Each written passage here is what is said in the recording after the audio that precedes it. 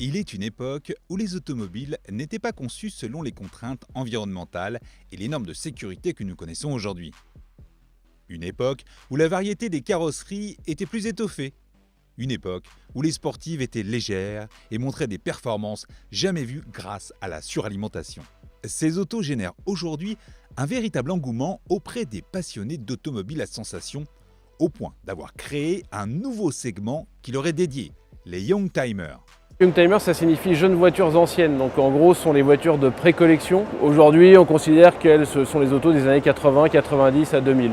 Quelle que soit l'époque, une auto plaisir demande toujours un certain budget. La jeunesse, qui a bavé devant ces Youngtimers dans les années 70-80, fait aujourd'hui partie des actifs dont le pouvoir d'achat permet enfin de transformer le rêve en réalité. Les Youngtimers, forcément des occasions maintenant, sont en effet devenus particulièrement accessibles tout en ayant conservé du potentiel pour de la plus-value. Pour 1000-1500 €, on peut commencer à avoir une auto un peu sympa, décalée pour rouler. Maintenant, si on prend l'exemple de la Youngtimer la plus mythique en France aujourd'hui, c'est la Peugeot 205 GTI, ça valait 100 000 francs à l'époque, et aujourd'hui une très belle, ça vaut autour de 15 000 €, donc on est quasiment revenu au prix que ça valait à l'époque.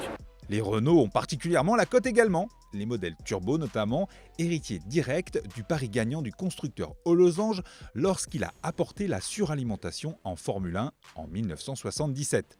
Elles sont toutes exposées sous vos yeux. On a pris tous les modèles de série qui ont suivi la F1, toutes les applications en série, de la R5 à la Safran, en passant par la R18, R25, Alpine, etc. Si les Renault ont votre préférence, la grande communauté qui gravite autour des Youngtimers, aux losanges, permet d'avoir un marché très vivant et vous trouverez forcément de quoi vous faire plaisir, toujours dans des budgets tout à fait raisonnables. Alors si on prend le cas d'une Renault Super 5 GT Turbo, aujourd'hui c'est une auto qu'on peut trouver entre 9 et 15 000 € en fonction de l'état ou s'il s'agit d'une série limitée. Si on parle d'une Renault 21 2 litres turbo, aujourd'hui pour en avoir une belle, il faut compter minimum 7 000 € et ça peut monter jusqu'à 9-10 000 € pour une voiture en état concours. Et si on prend le haut de la gamme Renault à l'époque, l'Alpine V6 Turbo, aujourd'hui ça vaut entre 23 et 30 000 € en fonction de l'état et de la rareté du modèle s'il s'agit d'une série limitée, Le Mans par exemple.